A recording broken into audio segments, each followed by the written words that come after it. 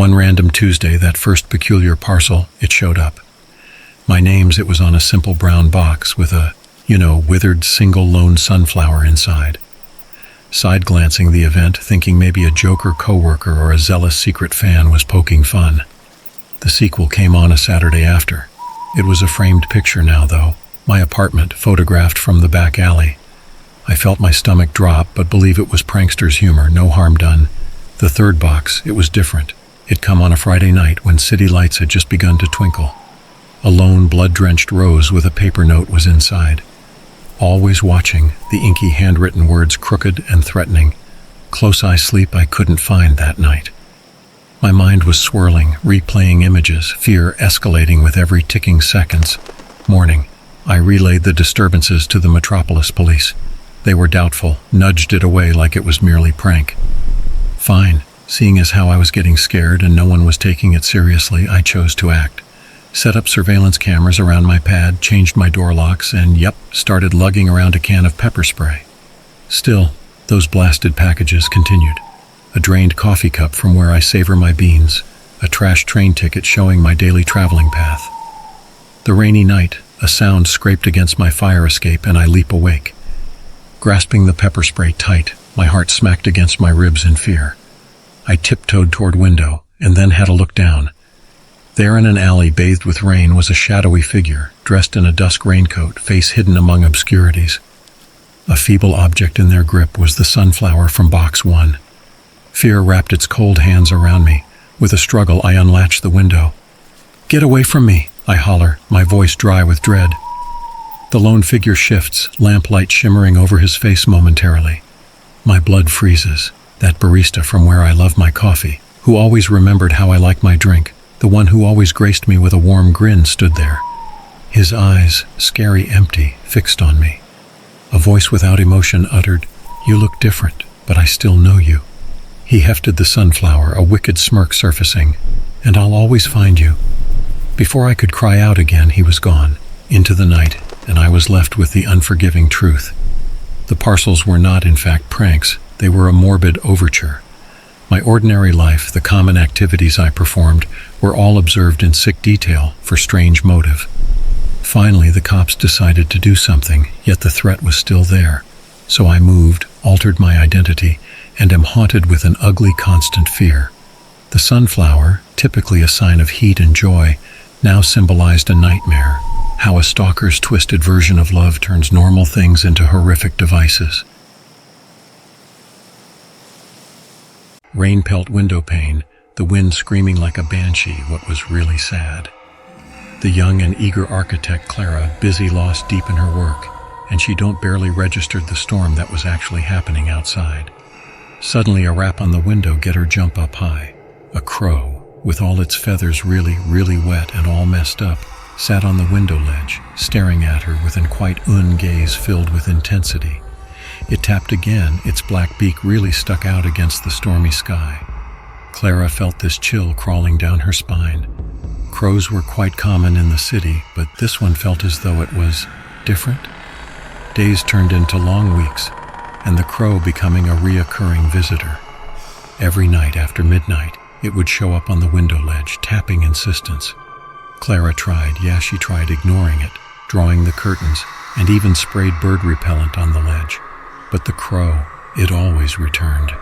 One night as Clara was leaving the office really late, she found a single black feather what was tucked under her windshield wiper. Panic, you could say, clawed at her throat. This were more than a coincidence. She reported the incidents to the police, but they said no evidence of wrongdoing, just an overactive imagination, they said. Sleep became a luxury. Each tap on the window got her heart into overdrive. One rainy night, the tapping was accompanied by a scratching sound at the door. Clara, holding a metal spatula, the only weapon she found, creeped towards the door, her breath shallow and quick.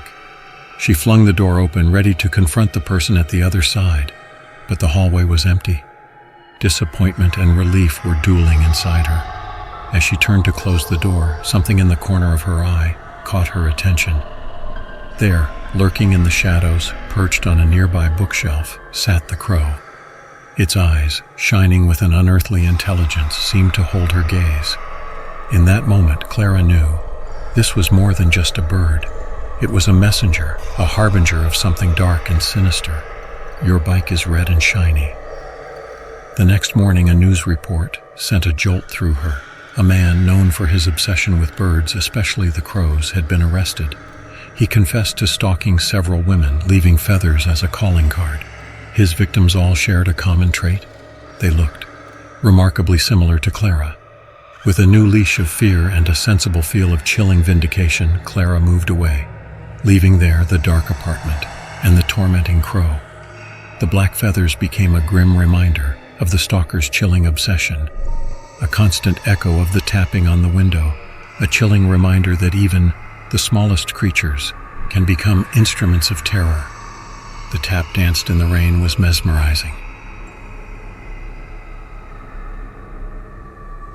Rain kept hitting the window, sort of like thousands of tiny fingers, its rhythm not slowing down, kind of like the rhythm of Mark's heart. Sleeping were something he used to do.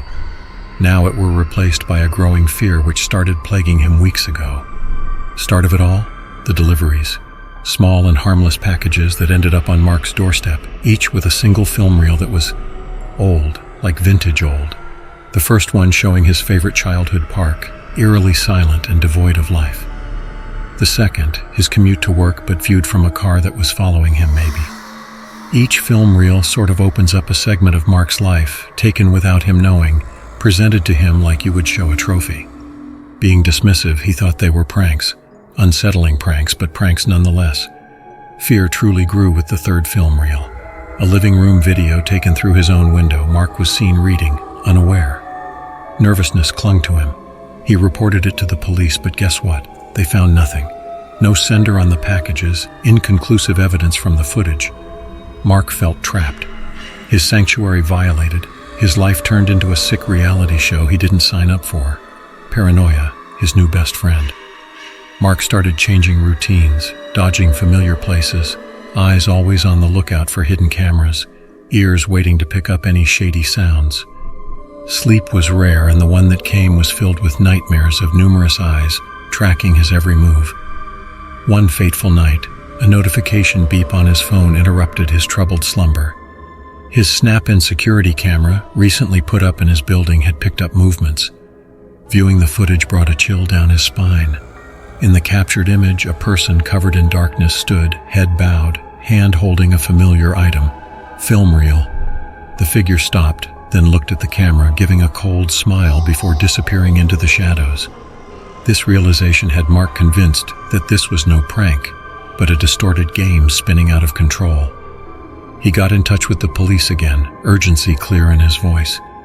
This time they saw the gravity of the situation and started a serious investigation, setting up surveillance, trying to trace the packages. The subsequent days were tensed and filled with anticipation. Then came a breakthrough finally. Police identified a suspect, an introverted individual having a weird fascination with vintage technology, especially film cameras. Their search warrant landed them inside the suspect's apartment. A ghastly treasure trove filled with spying equipment and numerous film reels, each one of it narrating a stolen chapter of somebody's life. From his apartment, Mark could see the suspect getting arrested. A wave of relief and disgust washed over him. Fear wasn't going anywhere, not anytime soon. The impact of the incident had been too deep, but for the first time in weeks, he slept. The rain outside didn't feel like someone drumming their fingers anymore, but a low-key lullaby. A gentle reminder that the nightmare was over, finally.